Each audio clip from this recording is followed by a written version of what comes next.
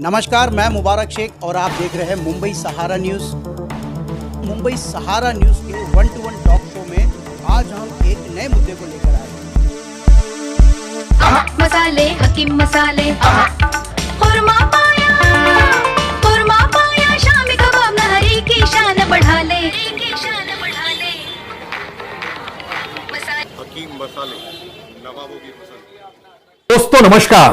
आर्यन खान उम्र है महज 23 साल और इस देश में 28 साल पहले एक रिपोर्ट आई थी, वोहरा कमेटी की रिपोर्ट।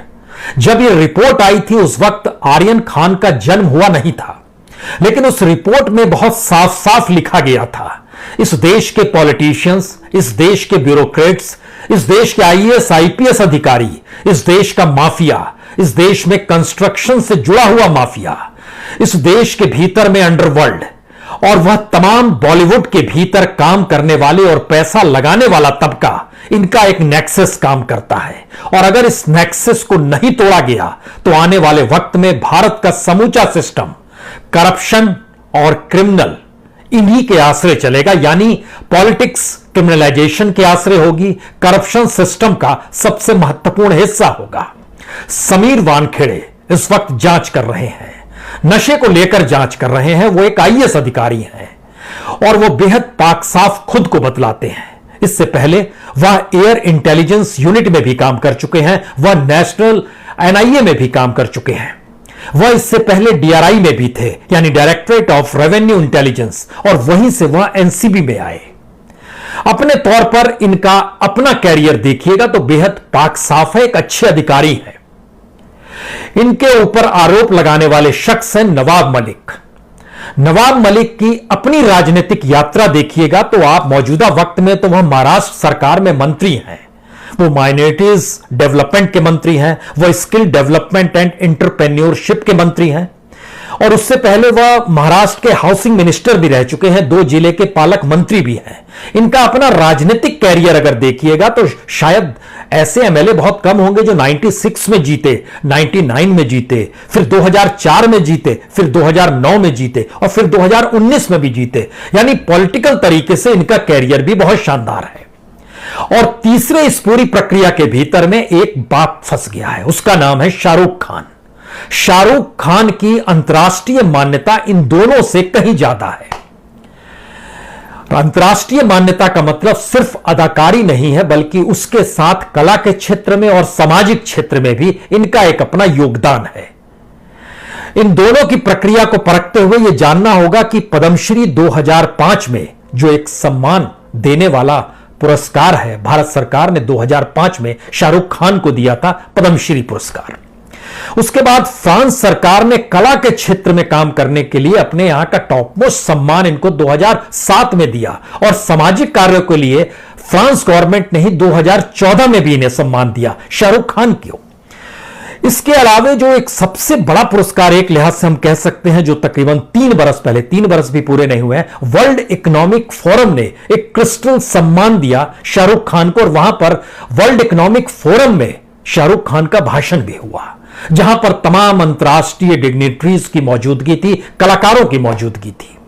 और इसके ठीक समानांतर अगर आइएगा तो बेगिंगशायर में, जो कि इंग्लैंड में आता है, वहां पर यूनिवर्सिटी ऑफ बेडफोर्डशायर या फिर यूनिवर्सिटी ऑफ एडिनबर्ग, ये दोनों इंग्लैंड की यूनिवर्सिटी है, इन दोनों ने भी सम्मानित किया है। ऑस्ट्रेलिया की यूनिवर्सिटी ऑफ लॉ है, उसने भी सम्मानित किया शाहरुख खान को। ये तीनों शख्स, चाहे वो नवाब मलिक हो, चाहे वो समीर वानखेड़े हो, चाहे वो शाहरुख खान हो, तीनों अपने अपने कैरियर को लेकर बड़े सही तरीके से अपने कैरियर को संवारते हुए अपनी पहचान बना चुके हैं। लेकिन इस दौर में 23 साल का आर्यन खान नशे के आरोप में फंस चुका है। वह बीते 21 दिनों से लगातार उस दायरे में है जिस दायरे में कोई भी परिवार ना चाहेगा कि उसका बेटा उसमें फंस जाए। असल बात यहीं से शुरू होती है। क्या वाकई इस देश के भीतर में अगर 28 साल पहले आई हुई वोहरा कमेटी की रिपोर्ट पर ध्यान दिया जाता, इस देश के पॉलिटिकल सिस्टम को पाक साफ बनाया जाता, इस देश के आईएएस और आईपीएस अधिकारी करप्ट ना होते, इस देश के पार्लियामेंट्रीज और विधानसभा में बैठे हुए एमएलएस जो हैं, जो मंत्री बन जाते हैं, उनके ऊपर जो चार्जेस आज की तारीख में है वो ना लगी होती। तो इस पूरे सिस्टम को लेकर एक 23 साल के बच्चे के जरिए हमें लगता है आज चर्चा करनी चाहिए। 23 साल की उम्र आर्य खान की है, इसको थोड़ा सा जहन में रखिए और उसके बाद फेरिस्त को हम टटोलना समझना शुरू करते हैं। जिस एनसीबी का हम जिक्र कर रहे हैं उसके तमाम केसेस पे आए उससे पहले एक चीज अपने जहन में आप बैठा लीजिए। इस देश में जो आईएएस अधिकारी हैं उनके खिलाफ 2015 से लेकर 2020 तक 3568 मामले क्रिमिनल और करप्शन के दायर किए गए हैं। आईएएस अधिकारी समीर वानखेड़े भी एक आईएएस अधिकारी हैं, बहुत शानदार अधिकारी हैं, लेकिन हम पूरे आईएएस लॉबी का जिक्र कर रहे हैं, पूरे आईबीएस फ्रेटर्निटी का जिक्र कर रहे हैं आपसे। 3568 पिछले बरस 2019-20 में 753 कंप्लेन इनके खिलाफ दर्ज की गई। इनके जो केसेस दर्ज किए गए हैं वो 753 कंप्लेन आई है आईएएस के खिलाफ। और ये जो पूरा मामला बरस दर बरस आते चला गया है, बहुत सारे आईएएस के खिलाफ जांच सीबीआई भी कर रही है। सीबीआई के पास 44 केसेस आईएएस के खिलाफ हैं और 12 केसेस आईपीएस के खिलाफ है 2016 से 2021 तक के बीच में। अब आप कहेंगे आईएएस और आईपीएस भी करप्शन के दायरे में, क्रिमिनलिज्म के दायरे में, और सीबीआई भी जांच कर रही है, तो इसके ठीक पैरेलल में अब सीबीआई पर आ जाइए। सीबीआई ने सुप्रीम कोर्ट को जानकारी दी कि साल हमारा कन्विक्शन रेट तो बहुत शानदार है, लेकिन हम क्या करें, अपने मामले को लेकर जब हम अदालत में जाते हैं तो अदालत मामले को रफा दफा कर देता है और पता चलता है अदालत के ऊपर जो दबाव है वो पॉलिटिक्स का दबाव है। सीबीआई के पास जितने केसेस मौजूदा वक्त में पेंडिंग पड़े हुए हैं उसमें से 9757 केस सीबीआई के पास जो हैं ये राजनीतिक तौर पर अलग अलग राज्यों के प्रभावित पॉलिटिक्स का हिस्सा है, जिसमें केसेस सौंप दिए गए और ये तमाम देश के अलग अलग सेशन कोर्ट में, हाई कोर्ट में और सुप्रीम कोर्ट तक में भी पेंडिंग पड़े हुए हैं।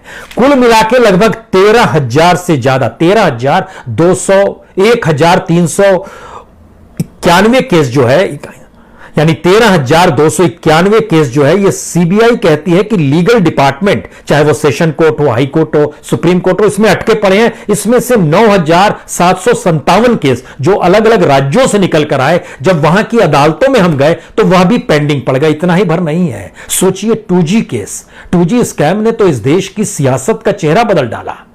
वह स्कैम भी 2018 में तमाम चार्जशीट दाखिल करने के बाद वह पड़ा हुआ है और केंद्र सरकार इजाजत नहीं देती है कि उसमें कार्रवाई की जाए। सीबीआई ने कहा अब हमको छोड़ दीजिए, इस केस से मुक्त कीजिए। अदालत इस पे भी खामोश रही। जानकारी आई कि इस पे भी ऊपर से कुछ इशारा होगा तब ना। यानी एनसीबी के केस, यानी कि एनसीबी के पास जितने केस आते हैं उस दायरे में जब हम इस आईएएस और आईपीएस का जिक्र कर रहे थे तो हमारे जहन में तुरंत एनसीबी के अपने केस आते हैं। आर्यन खान की उम्र 23 साल है, यह हमने आपसे शुरू में जिक्र कर दिया। अब आप समझना शुरू कीजिए कि 2016 से लेकर 2020 तक एनसीबी के पास तकरीबन 160 केस आए हैं।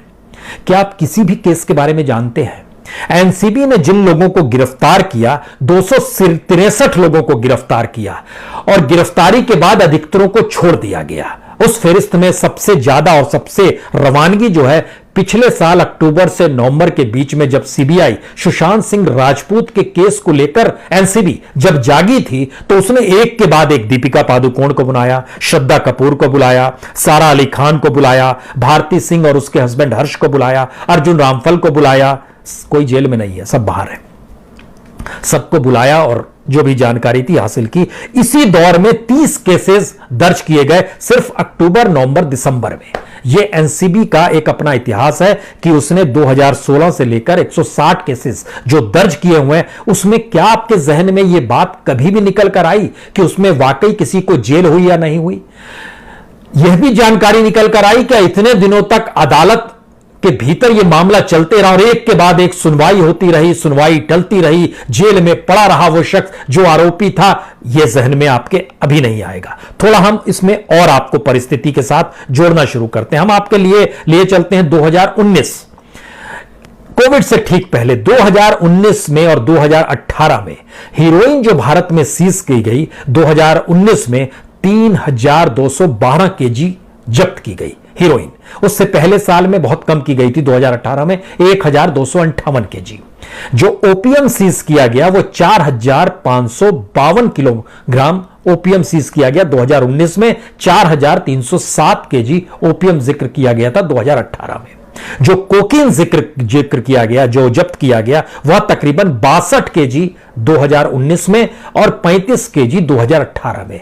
हम ये सिर्फ इसलिए बता रहे हैं क्योंकि इनसे जुड़े हुए जो आरोपी थे, इन आरोपियों को लेकर एनसीबी की सक्रियता, सेशन कोर्ट की सक्रियता, हाई कोर्ट की सक्रियता इतनी नजर नहीं आई जो इस 23 साल के आर्यन खान को लेकर नजर आ रही है।